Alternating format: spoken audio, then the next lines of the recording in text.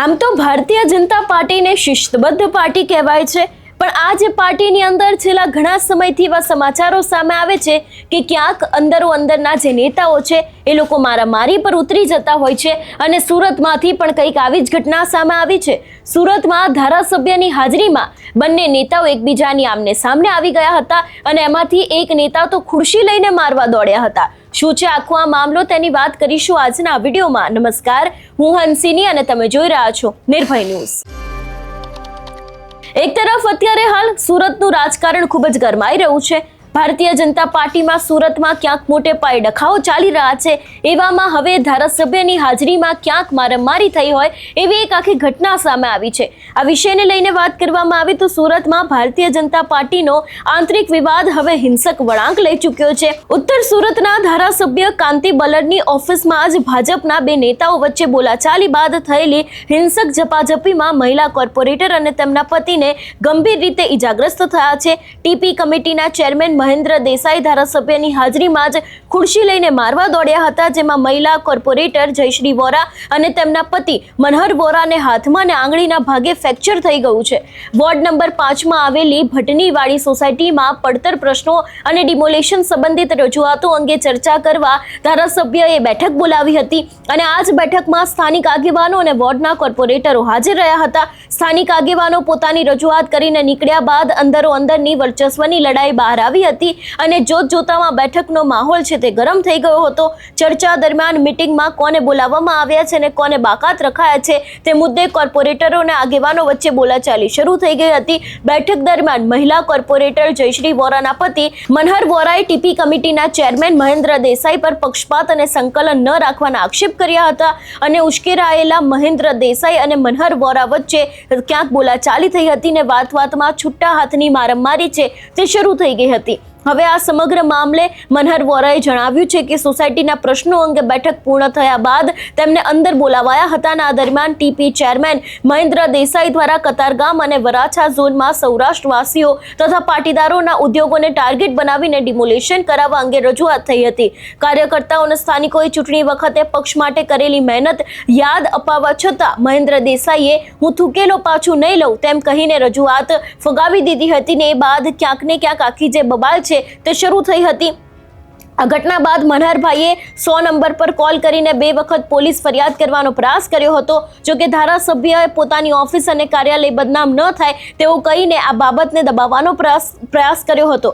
ઘરે આવ્યા બાદ પ્રદેશના ઉચ્ચ નેતાઓ સાથે વાતચીત થતાં તેમણે સંગઠન સ્તરે લેખિત રજૂઆત કરવાની સલાહ આપી હતી અને ત્યારબાદ મનહરભાઈએ તેમના ધર્મપત્ની અને કોર્પોરેટર જયશ્રી વોરાને ઓફિશિયલ લેટર પેડ ઉપર પ્રદેશ અધ્યક્ષ જગદીશ પંચાલ, તેની સાથે પ્રશાંત કોરાટ, રત્નાકરજી અને અન્ય શહેરના જે નેતાઓ છે દરેક લોકોને ઈમેલ કરીને સમગ્ર ઘટના અને આક્ષેપો અંગે વિસ્તૃત રજૂઆત મોકલી આપી છે અને યોગ્ય કાર્યવાહીની વાત પણ કરી છે। અને કોર્પોરેટર જયશ્રી વોરા છે એ ક્યાંક રડતા પણ તેમના દ્વારા ઘણી બધી વખત વાત કરવામાં આવી હતી કે અચાનક જ તેમ લોકો ઉપર હુમલો થયો હતો।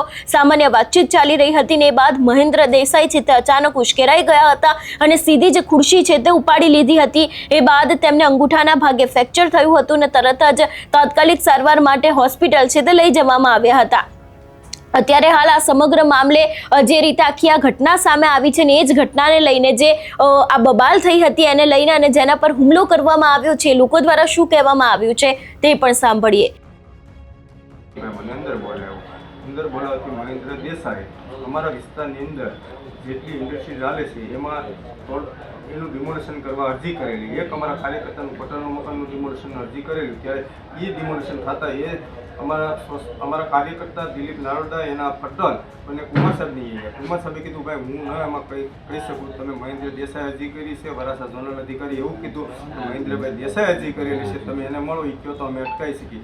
પણ મહેન્દ્ર દેસાઈ પાસે જાતા એ લોકોને એવું કીધું થૂકેલું પાછું નથી લેતો, એનું મકાન જમીન દોસ્ત કરો।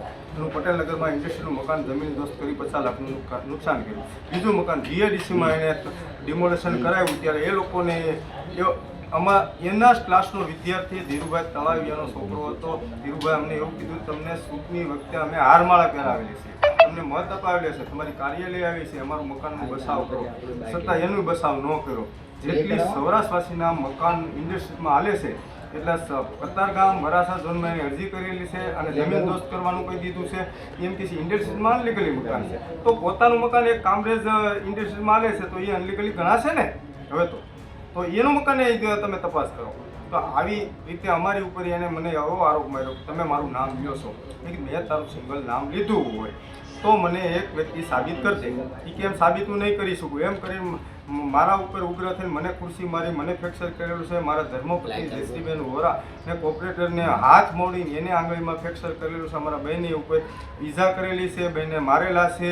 અને એમ કહે છે ડૉક્ટર સલ્ટી બતાવ, ડૉક્ટર શિરોયા અરવિંદભાઈ તારા મામા છે, ત્યાં જઈને તું ડૉક્ટરને પૂછશે. આ ખોટા રિપોર્ટ છે, ખોટા રિપોર્ટ હોય તો હું તને સાબિત કરી દઉં. જા ડૉક્ટર શિરોયાને પૂછશે, એમ કે ખોટા રિપોર્ટ છે. આ મામલે મેં ફોન નંબર પર ફોન કરેલો હતો. કાંતિભાઈ ધારાસભ્યએ કીધું તમે પોલીસ ફરિયાદ કરશો, મારું કાર્યાલય બદનામ થશે, તમે બદનામ થઈને એમ અમને આમ કરીને વાતે પૂરી કરાવી.